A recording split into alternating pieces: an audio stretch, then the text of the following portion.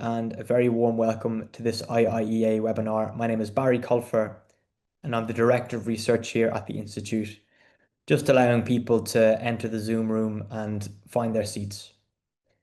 So our event title for today is Can the EU's Affordable Housing Plan Help Tackle Homelessness? It's difficult to think, at a domestic level at least, of a more pertinent or a more pressing discussion to have in an Irish or European context.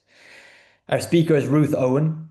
Ruth is the Deputy Director of FEANTSA, the European Federation of National Organisations Working with the Homeless. In her address, Ruth will examine the EU's efforts to address homelessness through its evolving affordable housing agenda. As the EU has no direct competence in housing, the responsibility for policies on and investment in social and affordable housing remains at the level of the member states.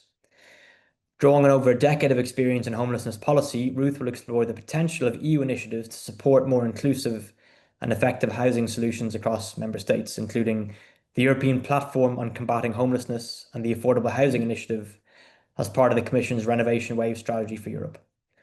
Ruth will consider the challenges of implementation, the role of national governments, and the need for integrated policy responses to ensure that affordable housing contributes meaningfully to the fight against homelessness. I'm now going to briefly introduce Ruth, go through the regular T's and C's regarding our events, and then hand over to Ruth for her presentation. So Ruth Owen, as I've mentioned, is Deputy Director of FEANTSA, the European Federation of National Associations Working with the Homeless, where she's worked since 2010. Ruth is an expert on homelessness and public policies to address it. She has a special interest in housing policy. Prior to working on homelessness, Ruth studied geography and worked as a teacher in London.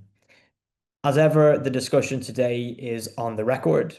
Ruth is going to address us for about 20 minutes and I'll be using some slides, so keep your eyes peeled on the screen. After that 20 minutes, we'll be moving to our Q&A, and as ever, you can participate using the Q&A function on Zoom.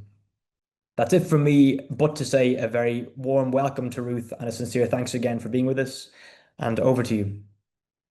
Thank you. Thank you, Barry, for the introduction. Thanks for the invitation. And it's really great that the IEA is giving this space to an issue like homelessness, which is not always on the kind of cut and thrust of EU affairs. So thanks very much for that. I'm just going to open my slides and start showing my presentation with you. So hopefully you can now all see those slides. We can see the slides. Perfect. Thanks, Ruth. And the question I'm going to try and answer in the next 20 minutes is, can the EU's Affordable Housing Plan help tackle homelessness? So I'm going to cheat a little bit by giving you a very short answer first. My very short answer is yes, the Affordable Housing Plan can help tackle homelessness, but there are some points for attention, potential concern. I think some of what's on the table is not necessarily helpful. This plan doesn't exist yet, so it's too early to judge it. It will be launched in 2026. And I think that there's considerable work ahead to ensure that the plan actually does deliver on homelessness. Perhaps just a few words about FEANTSA before I jump into the more detailed answer. As Barry said, we're a foundation of NGOs working with homeless people across the European Union. And that's the core of our membership, are NGOs working with homeless people. But we very much recognise that we can't solve homelessness in the homeless sector. So we also have other members like foundations, cities, researchers, other non-profit organisations involved in the fight against homelessness. Our mission is to end homelessness in Europe, and the activities that we undertake to that end are research, learning and exchange, and advocacy. And I won't read you the whole list, but you can see the list there of our members in Ireland. We have, since the very beginning of FEANTSA, a very active and engaged membership in Ireland. So I'll start talking about homelessness, and then I'll say more about the Affordable Housing Plan. In terms of numbers, FEANTSA produces an overview of housing exclusion in Europe every year. It comes out in October this year. But the last one, 2024, estimated that 1.2 million people at least sleep rough or in temporary accommodation across Europe every night. around 400,000 children. 4% of the EU's population has experienced some kind of homelessness in their lifetime. In most member states, homelessness is rising, often quite rapidly, and Ireland would be an example of that. 32% of EU citizens consider homelessness to be an urgent and immediate problem. And homelessness is the kind of hard edge of a broader problem of housing exclusion, which mostly affects low-income households. So housing cost overburden rate, which is spending more than 40% of your income on housing. It's 30% of the population in the first income quintile who are in that situation, 8 in the second, and 4th in the third. So it really is very much concentrated in the lower income groups. This table is just to illustrate how the understanding of homelessness has evolved in the past at least couple of decades. So I think we've gone from quite a narrow understanding of what homelessness means, basically rough sleeping, towards a broad understanding of homelessness, which encompasses hidden forms of homelessness, like sofa surfing or living in very insecure, very inadequate housing. And FEANTSA developed something called the European typology of housing exclusion, which is a kind of international reference definition. I think homelessness used to be seen as like you're a homeless person, that's a fixed state. It's now very much recognized that people move in and out of homelessness, and it's sort of part of residential insecurity, which is associated with poverty. We used to think that homelessness was really an issue for single middle-aged men, but it's increasingly evident that it also affects women, young people, seniors, children. The traditional understanding of homelessness is it's caused by personal failure, whereas in fact it's caused by the intersection of structural factors with personal circumstances. The way we used to think about responding to homelessness was you should fix the person, and now it's more about house the person. And I think the kind of traditional common sense, if you like, view of homelessness was that homeless people were not ordinary people, like somehow failure or victim or deviant, whereas in fact homeless people are rights holders like everybody else. And with that shift in understanding, I think has come a shift in understanding how to respond to homelessness. So temporary accommodation remains the predominant response to homelessness in the European Union, but in the homeless sector and amongst experts and amongst homeless people themselves, as well as a growing number of policymakers, there's a consensus that prevention and rehousing are what's actually needed to end homelessness. So this slide just shows the kind of variation of interventions that are needed to address homelessness. On the left hand is what we call, or what is called in America, rapid rehousing. It basically just means you need access to housing and nothing else to move on from homelessness. Whereas housing first, the orange on the right, is a more complex kind of social intervention for homeless people with complex support needs. So they do need housing, but they have some other problems as well. And if they're going to stay in that housing and thrive, they probably need some other supports as well. And housing first is an intervention that involves a package of rapid access to housing with these kind of social and health supports provided at the same time. And it's a sort of best practice in terms of responding to homelessness amongst people with complex needs. It's phenomenally successful, and it has brought homelessness down in a number of countries like Finland and Denmark. And it exists in many countries in Europe, but not at the scale that would be required to actually bring homelessness levels down. Homelessness is a priority for the European Union, and the European Union took its first ever policy initiative on homelessness in 2021, which followed a decade of increasing attention to the issue at EU level. Something called the Lisbon Declaration was signed by all EU member states, as well as stakeholders and EU institutions in 2021. and that launched this European platform on combating homelessness and set a common goal of working together towards ending homelessness by 2030. So that European platform on combating homelessness is still with us.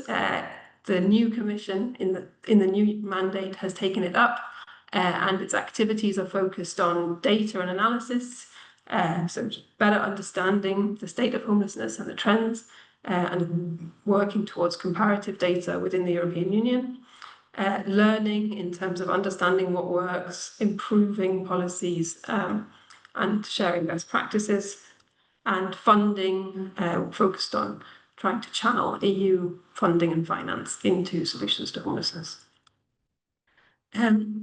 So looking forward on what might come next, the second von der Leyen College has announced the EU's first ever affordable housing plan, as well as a European anti-poverty strategy and a new action plan on the European Pillar of Social Rights.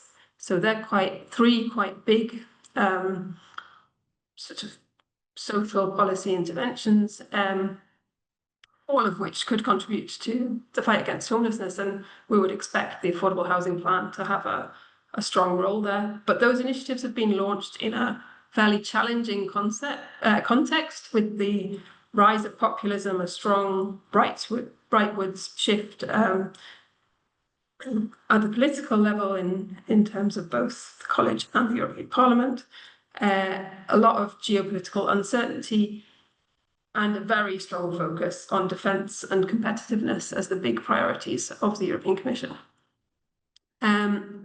These are the two commissioners with lead responsibility on homelessness. So the Executive Vice President for Social Rights and Skills, Roxana Minzatu, who leads on the poverty side of things, and Dan Jorgensen, the EU's first ever Commissioner with responsibility for housing, who leads on the Affordable Housing Plan.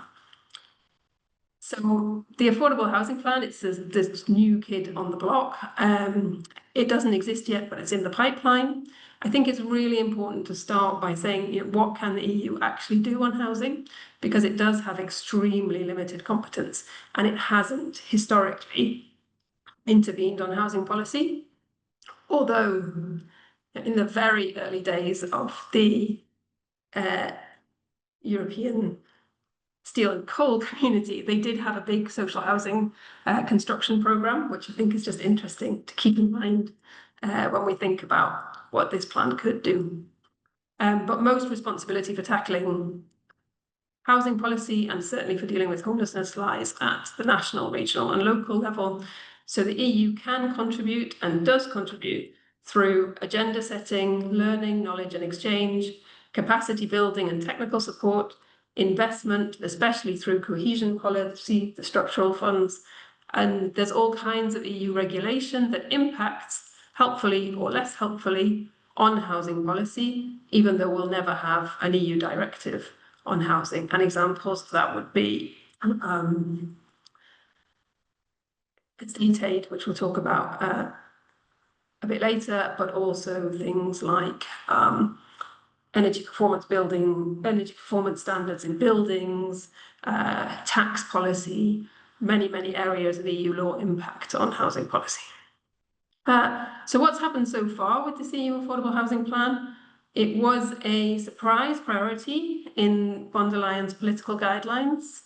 And she announced at that point that there would be this new commissioner responsible for housing and an EU Affordable Housing Plan, which would include a strategy for construction, a pan-European investment platform for affordable and sustainable housing, would allow member states to double cohesion investments for affordable housing, and revise the state aid rules for affordable and energy efficient social housing.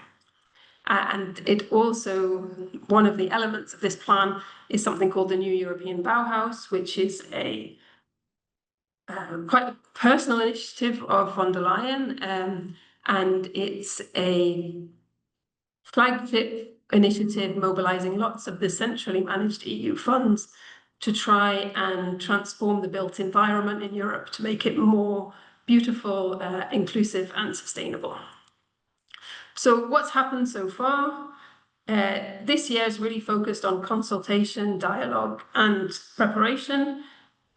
DG Energy, so the Director General of Commissioner Jorgensen, has established a task force to develop this affordable housing plan. The European Parliament has set up a special committee on the housing crisis, which is going to provide an opinion to try and shape this plan.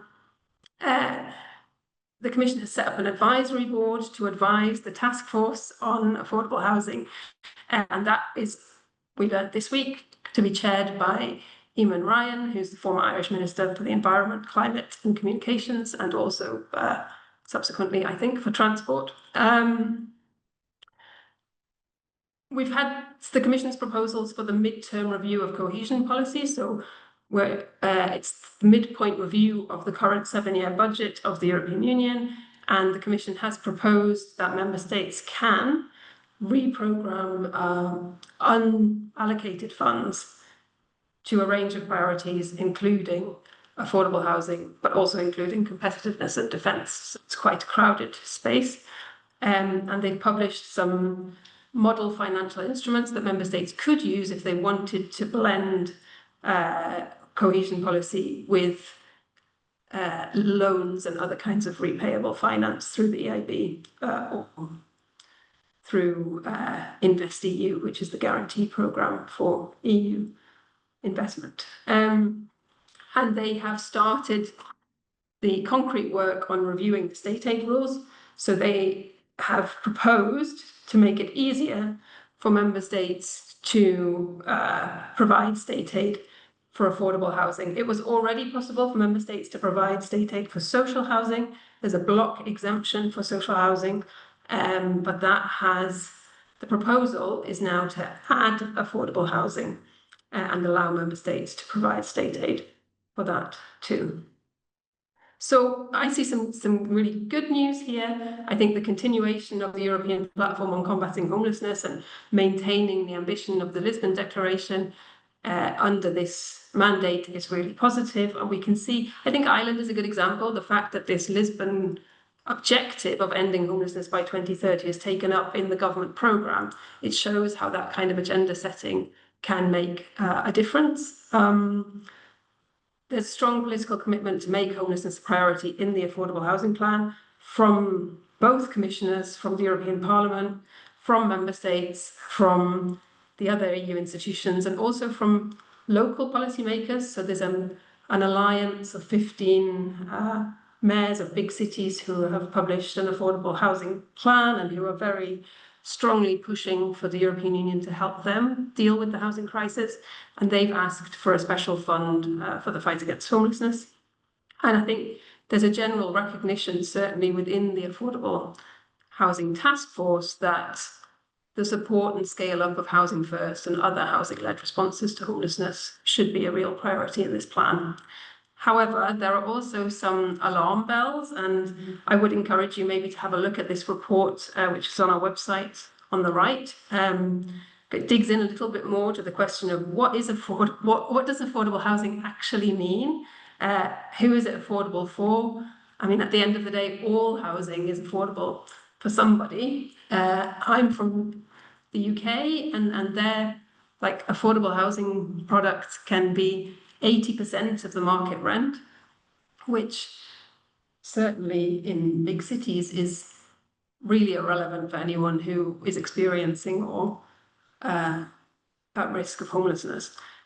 So affordable housing is not social housing, or not necessarily social housing, and we see some potential tension and conflict between these terms. I think there's a narrative which is pushing affordable housing as an alternative product to social housing, but there's no European definition of affordable housing. We don't know who provides it, on what basis, for profit, non-profit, how long should it be affordable for, is it rental, is it ownership? There are a lot of unanswered questions, and I think that is happening in a context where public support for housing is, in many countries anyway, drifting more towards market provision. And even within the social housing sector, we see that the most affordable units of social housing are declining, whereas more expensive forms of social housing are growing. So I think this affordable housing is not a neutral concept, and it's something that we should challenge and push the Commission to at least better define. And I think that there's a failure linked with that to really define housing needs. Like everybody needs housing, but some people already cannot access and keep a decent place to live. And there hasn't really been any proper assessment of housing needs in terms of new households, overcrowding, homelessness, etc. There's just there's a narrative about we're in a housing crisis, we need more affordable housing. There's a strong focus on the middle class, on young people, and on certain types of key workers like teachers and policemen, but less. You hear much less about other key workers like cleaners. And of course, all of those types of households are important and need to be able to access and keep adequate housing. But what's really missing is the relationship with income. Like, not all young people, for example, are equally vulnerable on the housing market. And when defining housing policy interventions, we really have to take care of that. There's a big focus on leveraging private investment and injecting liquidity into the market. And in the background, that is the Capital Markets Union and Savings and Investment Union, which are all about trying to leverage capital and mobilize investors in the housing market. There's a lot of uncertainty about the post-2027 budget of the EU. So it's going to be probably quite radically reformed. With cohesion policy as we know it may disappear, and so that leaves a lot of questions about where the money for implementing this plan might come from. I think there's insufficient attention to the policy levers beyond supply, and the ambition to decarbonise Europe's building stock isn't really matched by workable plans to make that affordable for poor households.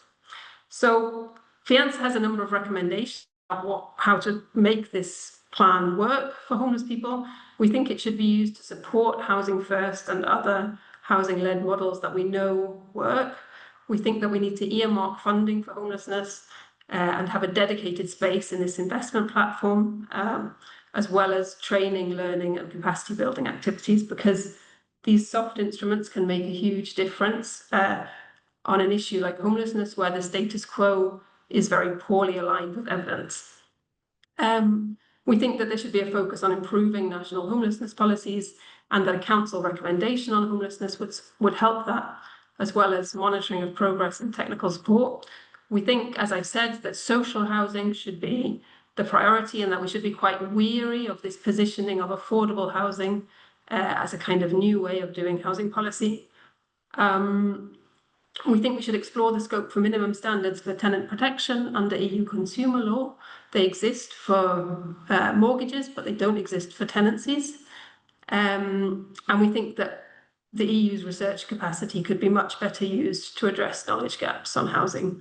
When it comes to state aid, I think we're very worried that the introduction of affordable housing in the decision on services of general economic interest could crowd out public support for social housing, and that would be to the detriment of those who are most vulnerable in our housing systems. So in conclusion, I think homelessness will not be solved at the EU level, but EU cooperation can definitely help. To end homelessness, we need to prevent more homelessness and rehouse more homeless people. The Affordable Housing Plan could cover investment in social housing, scaling up Housing First and housing-led models, earmarked funds for homelessness, the council recommendation, monitoring of progress, as well as training, learning, capacity building and research. If we just focus on boosting the supply of affordable and sustainable housing in the market without defining the kind of how and why, I don't think this plan will benefit people experiencing homelessness and housing exclusion, and it might even in the long term make housing affordability worse in Europe. So as I said, I think there's a lot of work ahead. And I think that the Irish presidency coming in the second half of 2026, once the plan is launched, will mark the kind of beginning of the implementation period. and will be a really important moment for making sure that we get the most possible impact out of this affordable housing plan. So I think I ran a little bit over time. Sorry, Barry. That's it for the presentation.